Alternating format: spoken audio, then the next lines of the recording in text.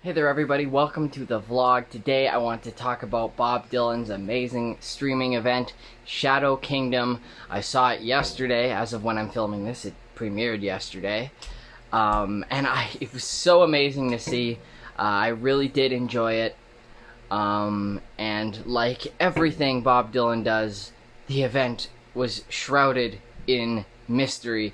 And I'd like to try to unpack some of that mystery in this video. That's some of the fun of a lot of stuff Bob Dylan does, is it creates a lot of discussion about the artistry behind pretty much everything that he creates. This live stream aired at 2 o'clock Pacific. I'm in the Pacific time zone, so it was at 2 o'clock p.m. and that didn't feel like the proper time for me to watch it. I can't explain it, but I just felt like, because I'd seen that 30-second preview, which had aired a couple of weeks on YouTube. It aired a couple of weeks before the live stream event as sort of promo, and that told me two things. One, that the event was not actually live, that it was actually pre-taped. We now know that it was, there's people suspect, nothing's really confirmed, people suspect that it was filmed over the course of a 7-day period back in May. And also, the other thing that 30-second clip taught me is that this feels like something to watch late at night. This feels like a late night thing to me. And because of both of those things, I didn't feel bad not watching the actual live, not watching the event live as it happened, but I waited and watched it later at night because I wasn't worried about missing the live stream since the concert wasn't live at all. And then that raises some other questions, like, were the songs performed live? Like, even if the special had been pre-taped, were these documentations of live performances? I'm gonna go with no. It really does appear to me that these were tracks recorded in a studio and then filmed in some sort of club and edited together. And yes, like I said, I have read somewhere that it was recorded over a 7-day period. I'm not sure. But one of the first things I noticed when the event started, I was like, wow, there's actually people in the audience. But then within like a matter of seconds, you start to realize that they're certainly actors. The whole set is designed as like a sort of speakeasy era, sort of early 20th century saloon vibe with Bob Dylan and his band. When I say his band, this is not the touring band that has been with him on the whole Never-Ending tour. This is a whole new group of musicians, which, again, raises a bunch of questions. Did they just get these new musicians for this special? Is this going to be his band going forward? I doubt it.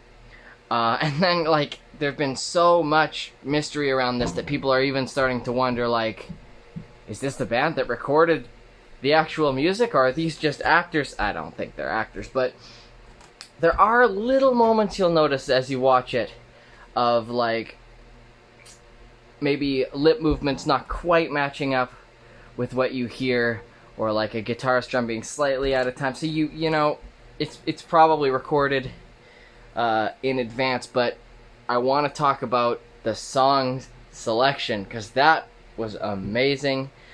This was billed as the early songs of Bob Dylan, which is true, but the oldest song they played was It's All Over Now, Baby Blue, from Bringing It All Back Home. Nothing from his early, like, acoustic folk albums. But still, over the course of his remarkable 60-year career, the songs he picked were, relatively speaking, early Bob Dylan songs, including, he dug out so many great songs.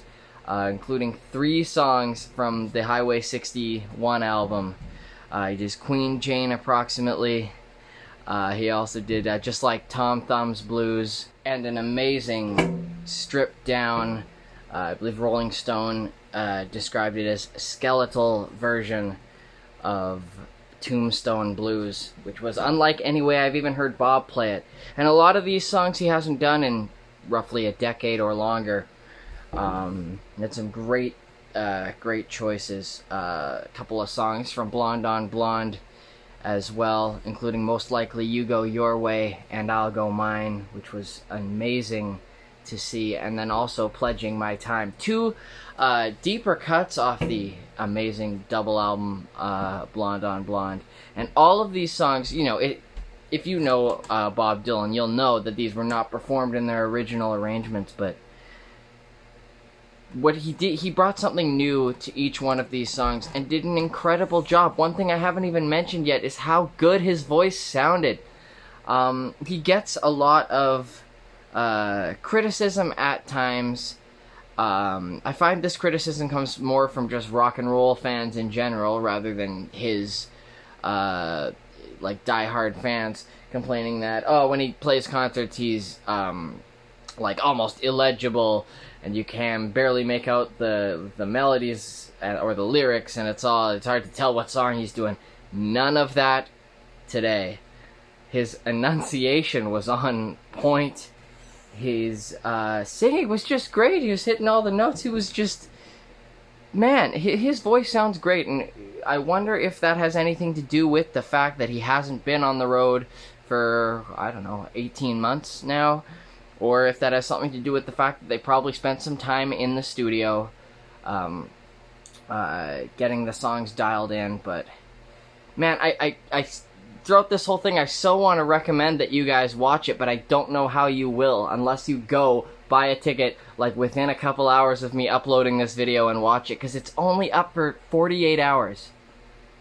I don't even know how that works. Okay, there have been live streams like this in the past, this past year, where that's been what happens. You buy a ticket, you can watch it live, and you can watch it for a 48-hour period afterwards. But another one of the unanswered questions about this special is, what on earth happens to it? Does it disappear forever after 48 hours? I mean, surely someone out there has found a way, not suggesting that you do anything illegal, but surely somebody out there has bootlegged a copy of this. But, in terms of official release, does it just go away? Does it show up as maybe on a streaming service at some point, or on some sort of Blu-ray or DVD, or does it become an album at some point? It would be a shame for these recordings to just disappear and not see the light of day again. They were so amazing. I think my favorite point of this live stream, sorry to jump around here, but I have so many thoughts to unpack that I just keep remembering new things to say. I think my favorite part of the concert for me was seeing him do his new reimagined version of I'll Be Your Baby Tonight, of course, from, I almost said Nashville Skyline. It is not from Nashville Skyline, it's from John Wesley Harding. But, great song, and I really liked what they did with that one. They got two women who you had previously seen just out in the audience, now up next to Bob. And this was also just the closest you get to a high-definition close-up of Bob Dylan's face. You don't get a lot of that. Bob, of course, is notorious for saying there are no cameras allowed at his shows. He pretty much never films his concerts. And so just to get any sort of professionally shot hour-long film of him is incredible, and that was certainly the best view we got of him, and also just one of my favorite Bob Dylan songs, and great to see him do. Speaking of one of my favorite Bob Dylan songs, another one, Forever Young, was this might be my favorite version of that one I've ever heard, is the one that he performed for Shadow Kingdom. Just again, I keep wanting to say, you guys gotta go watch it, but if you didn't watch it live, I really don't know how you do unless something comes out in the future. It was just great. He threw in one later song, What Was It You Wanted, from Oh Mercy, which came out in the late 80s, and that was cool to see as well. Some people have been saying, will there be a sequel? Will there be the later songs of Bob Dylan? I don't think so, as much as I'd love to see this become a recurring event.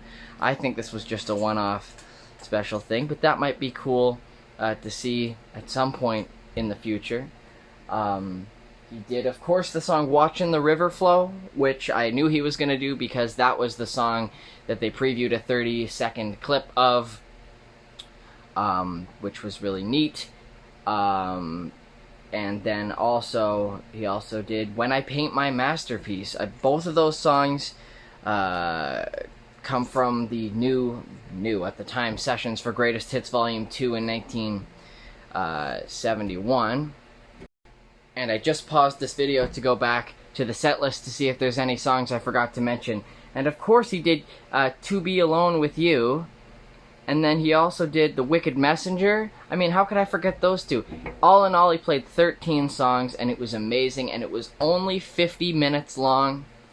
Since I wasn't watching it live, I just hit play on the video later in the day. I was at first disappointed to see it was 50 minutes long. I was like, I thought this would be a full concert event. And there was a brief moment where I was like, well, I paid money for this, and now it's only 50 minutes long. But after watching it, it feels like a lot more. I can't explain it, but it definitely feels like a full experience. 13 vintage Bob Dylan songs presented in this new way